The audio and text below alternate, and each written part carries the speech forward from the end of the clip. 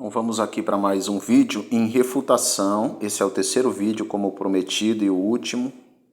As falácias de um suposto aí, de um TJ, que pegou novamente explicando uma fala minha, uma explicação minha lá no canal do Isaías Navi. Era numa live que eu fiz lá, explicando, abordando ali, mostrando para o público algumas incongruências, algumas inconsistências, algumas traduções grotescas, pitorescas que existem na TNM, né, na tradução do Novo Mundo. São omissões, são acréscimos, enfim, são muitas.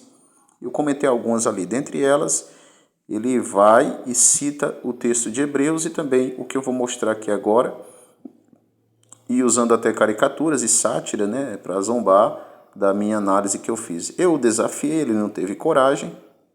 Fui lá nos comentários do vídeo dele, desafiei ele várias vezes e ele se esquiva, ele foge pela tangente. Por quê? Porque quem sabe faz ao vivo. E ele tem medo de debater comigo, isso ficou bem claro para todo mundo que vem acompanhando aí o desdobramento desse impasse. Ele não tem coragem e acaba simplesmente sempre correndo pela tangente, né? Dizendo, não, depois a gente debate, depois, esse depois, pode ter certeza nunca vai chegar. É assim, todo TJ é assim. Mas saber zombar e falar e criticar aí é fácil. Quero ver provar. Então esse é o terceiro vídeo em refutação às suas falácias. Vamos ver então aqui o que ele vai dizer na sequência. Já estamos na parte final aqui, ó. O vídeo está aqui na parte no minuto 17, vai até o minuto 26. Mas eu acredito que isso seja mesmo de propósito para tentar distrair as pessoas que recebem a visita desses cristãos nas suas casas. Agora observe que o opositor vai tentar provar que a tradução do Novo Mundo foi adulterada, e observe com muita atenção a bagunça que eles vão fazer. O texto que vai ser analisado é o de João 20, 28. Tomé lhe disse a Jesus, Senhor meu e Deus meu. 20, verso 21. Pronto, o que nós temos aí? E Tomé respondeu e disse, Senhor Deus, Senhor meu e Deus meu. Certo? É o texto aí. Com essa versão aí, Isaías. Aumenta com esse fiel. Pronto. Olha, é por isso que eu falo, olha a tradução do Novo Mundo de forma sutil, eles colocam aí uma exclamação. Não, aí também tem. Tem também que eu não estou vendo, tá? Estou na minha Deus, não vendo só, então não entendo. Aí também tem. Não entende, né? E ele disse assim, ó Senhor e ó meu Deus. E aí, a função da inteligência exclamativa é essa, é para exprimir a ideia de um sentimento de susto, um sentimento de surpresa. E algumas traduções vão trazer, é até novo para mim ver essa tradução aí na Almeida Corrigida, né? Porque é comum encontrar essa exclamação na tradução do Novo Mundo. Só que por que gramaticalmente a gente não pode colocar aí uma exclamação? Sabe por que não pode? Quem tem um texto grego aqui, ó? Eu colocou uma outra versão aí, gente? Essa aqui é a revista e corrigida. Deixa eu ver aqui o outro. O NVI. Também tem. Também tem. Veja a Almeida atualizada. Revista atualizada? É. Também tem. Mas pronto, você acha que isso aqui quer dizer alguma coisa? Não, mas vamos colocar. Eu já explicar. Não vou mudar nada. Mesmo que eu tenha uma... Por que o texto grego, na verdade, a TNM, só para tirar a dúvida aqui, Zé. Eu vou deixar o vídeo seguir aqui. Só para a gente ver.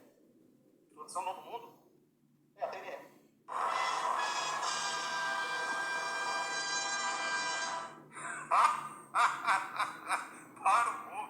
Para um pouco o vídeo. Meu Deus do céu. Ele procurou em várias traduções da Igreja Evangélica uma tradução que não estivesse o sinal de exclamação no texto. E eles foram abrindo várias traduções, uma atrás da outra, traduzindo igual a tradução do Novo Mundo. Vocês viram aí. E ele não desiste de apontar a tradução do Novo Mundo como uma Bíblia adulterada por causa da exclamação. Meu Deus do céu. Veja que ele... Eu vou parar aqui para explicar. Você viu que ele até riu, etc. Vamos lá. O que acontece aqui? Quando eu citei o texto, até então eu nunca tinha trabalhado o texto a partir do grego, certo? Tem um Novo Testamento todo em grego aqui e eu nunca tinha trabalhado o texto no grego. Eu conheci esse texto somente de uma versão, que é a King James, que não traz a exclamação. Essa exclamação aqui, ó. Então, quando eu falei que era surpresa para mim, aqui de fato eu reconheço, a gente tem que ter humildade para reconhecer. Foi um equívoco meu porque eu não tinha pesquisado nas outras versões. Então, isso deve até nos instigar e nos, a aguçar o nosso realmente compromisso de estudar para falar algo com mais propriedade. Quando eu falei que era novo e que não deveria ser colocado, criticando a tradução da TNM por causa da exclamação, aí ele vai chamar a atenção para isso, eu só tinha pesquisado na King James, que não traz. Vocês podem ver, a King James não traz exclamação. Mas enfim, eu acabei dizendo então que seria um erro de tradução. E não é. Na verdade, a exclamação aqui não é. Embora eu não goste, porque como eu uso o texto grego, até os interlineares, alguns deles não têm a exclamação. Por que eu não gosto? Porque como é que os TJs explicam esse texto? Para eles, a exclamação aqui, ela acentua uma frase de Tomé de espanto. Ela denota, ela acentua que Tomé teve um espanto, um susto, e por isso ele disse: Senhor meu e Deus meu. Diante de que contexto ele teria tido esse susto, esse espanto, essa perplexidade? Ao ver Jesus ressurreto, Jesus disse: pega a tua mão e toca aqui no meu lado, não sejas incrédulo, mas crente. E aí, quando ele toca em Jesus, vem a sequência do texto que diz: respondeu-lhe Tomé, aqui é a tradução da Novo Mundo, Senhor meu e Deus meu. E aí a exclamação para eles indicaria, sustentaria essa ideia, essa noção de que aqui Tomé teve um espanto, uma surpresa. E, portanto, a exclamação indica isso. Por que ele não tem coragem de debater o texto comigo? Porque depois eu fui fazer o dever de casa. E aí a gente tem que ser humilde para reconhecer o nosso equívoco. Aqui eu me equivoquei, entendeu? Ele pegou a minha fala cortada, onde eu me equivoquei para depor contra mim. Só que depois eu fui analisar o texto grego, coisa que até então não tinha feito, e vi que, na verdade, o texto é fulminante contra eles. O texto é avassalador contra eles. E aí eu desafiei ele depois para debater comigo. E o que ele fez? Fugiu. Vem debater, querido, o texto em grego comigo, João 20, 28. Olha só, quando eles dizem que aqui Tomé teve um espanto, isso é impossível. Essa exclamação, primeiro, para eles, a exclamação, olha como é ingenuidade por parte dos TJs. Para eles, a exclamação, ela denota, vamos imaginar, eu não gosto da exclamação. Tanto que os textos gregos interlinear não tem, mas beleza. Vamos imaginar aí que tem. Por causa do artigo vocativo, que eu vou já explicar qual o sentido dele.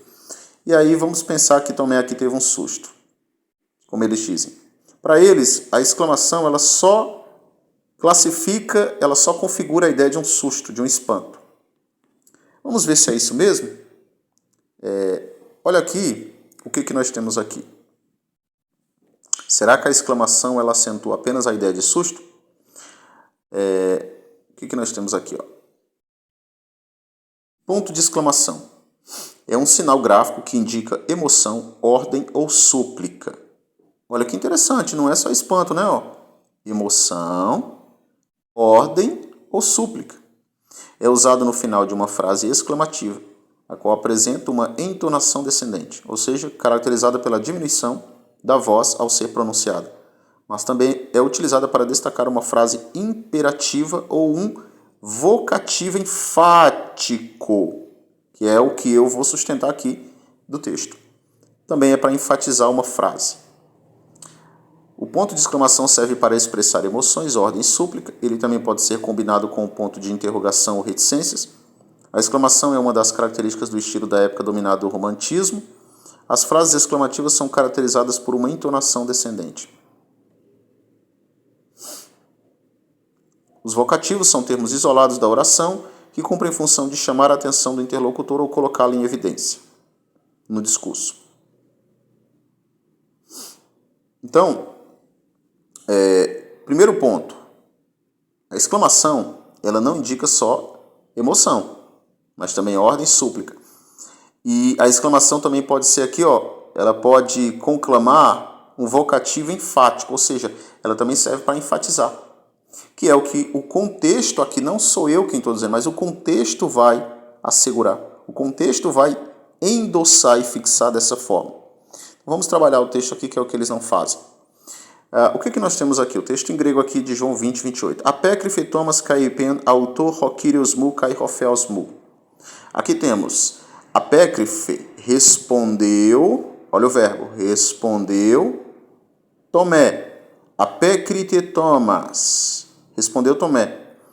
E disse kai ele pen autor, e disse a ele, hokirios mu kai hofeos mu, ó Senhor meu e ó Deus meu. Por que aquela exclamação, ainda que eu queira utilizá-la, ela não denota surpresa no sentido de emoção, e sim enfaticidade. Ela enfatiza uma declaração. Porque aqui nós temos o verbo de transição, eipen. Esse verbo de transição, ele é um verbo de transição direto. O verbo de transição direto, ele serve para introduzir, para pronunciar uma declaração para alguém. Quem é este alguém? Quem é o sujeito aqui? Autor, pronome na terceira pessoa, no caso dativo. O caso dativo é o objeto indireto da oração, é o sujeito indireto. Então, quando Tomé diz, respondeu Tomé, em que ocasião ele responde? Quando Jesus diz, toca no meu lado, veja as minhas mãos e os meus pés, não sejas incrédulo, mas crente. Diante desse vislumbre, diante dessa contemplação, Tomé respondeu e disse. Quem diz, diz alguém. É um verbo transitivo direto. Ele vai introduzir uma oração para alguém. Alguém. Este alguém aqui está fixado pelo pronome, no caso dativo da terceira pessoa do singular. A ele. A ele. Eipen autor. Aí temos o vocativo, o artigo definido no caso vocativo, hokirios. O vocativo, como eu bem demonstrei anteriormente, ele serve para enfatizar.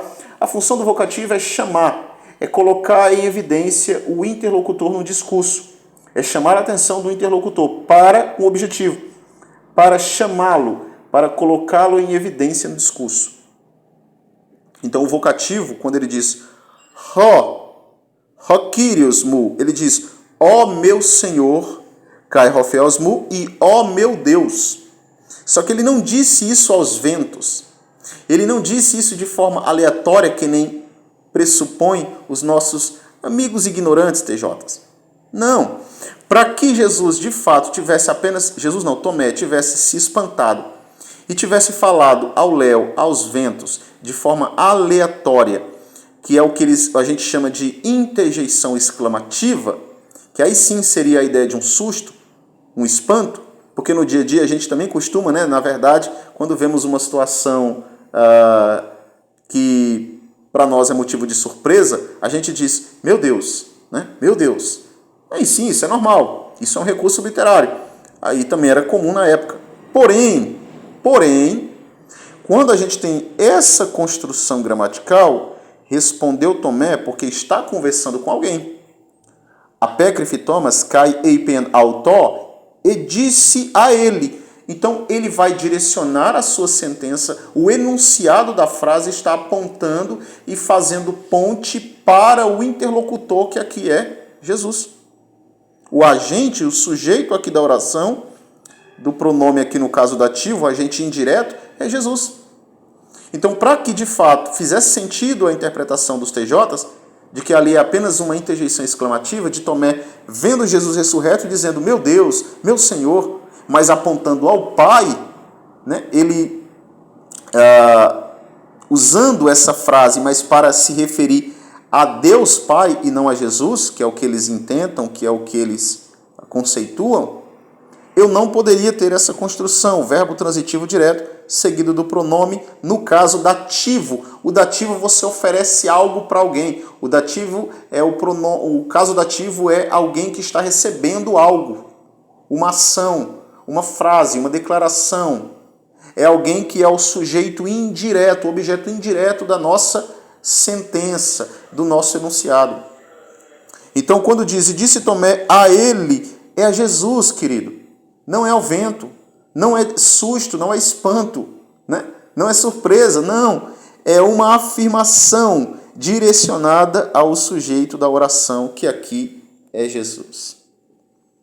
E disse Tomé a ele, a quem? A Jesus. Chamando a atenção das pessoas envolvidas para colocar um personagem, um sujeito em evidência, no caso, Jesus Cristo.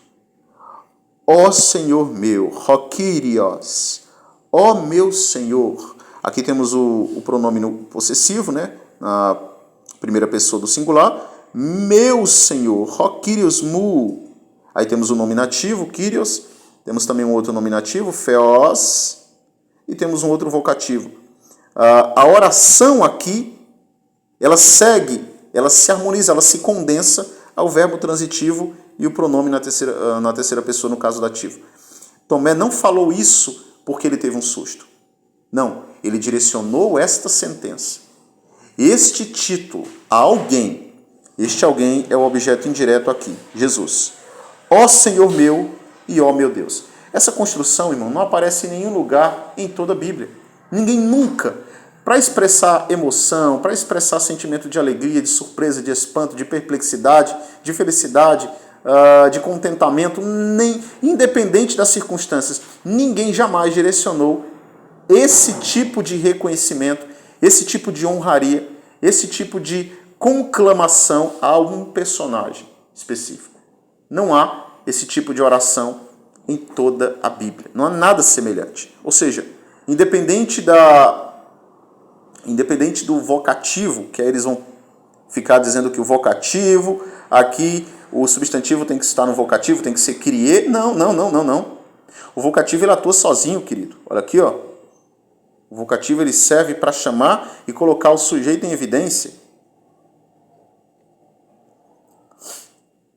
Vocativos são termos isolados da oração, que cumprem função de chamar a atenção do interlocutor e colocá-lo em evidência no discurso. O que Tomé fez foi colocar Jesus em evidência, chamando a atenção dele, dizendo: meu Senhor, diante da contemplação e do vislumbre, meu Senhor e meu Deus. Porém, por estarem isolados no enunciado, não exercem função de sujeito e nem de predicado. Não exerce função de sujeito, mas o substantivo nominativo Kyrios e o substantivo nominativo Theos são direcionadas a um sujeito indireto por causa do pronome na terceira pessoa, no caso dativo, que é qualificado pelo verbo transitivo direto eipen.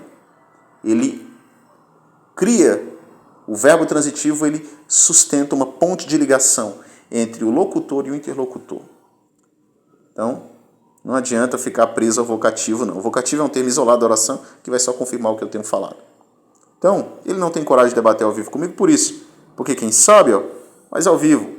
Apécrite Thomas kai autor Kyrios mu kai Rofeos mu. Tomé, e respondendo Tomé, disse a ele, a Jesus. Então podemos colocar inclusive assim. Respondendo Tomé, disse a Jesus: ó meu Senhor e ó meu Deus. Jesus é chamado por Tomé de Senhor dele e Deus dele. E isso nunca ninguém foi chamado dessa forma em toda a Bíblia. Aqui então, vem debater comigo, TJ. Vamos debater ao vivo o texto. Vamos ver se você é capaz de explicar aqui, verbo transitivo direto, pronome no caso dativo, terceira pessoa. Qual é a função que ela desenvolve no enunciado, numa oração, e se aqui está falando de forma apenas para denotar surpresa, espanto, ou se está direcionando o discurso para alguém. A única forma deles tentarem fugir do impacto disso é tirando do texto o verbo transitivo, que eu sublinhei aqui de rosa, e o pronome, no caso dativo, na terceira pessoa, como objeto indireto da oração, autó. Mas o texto grego está lá. Kai eipen autó. Doa quem doer, chora que o choro é livre.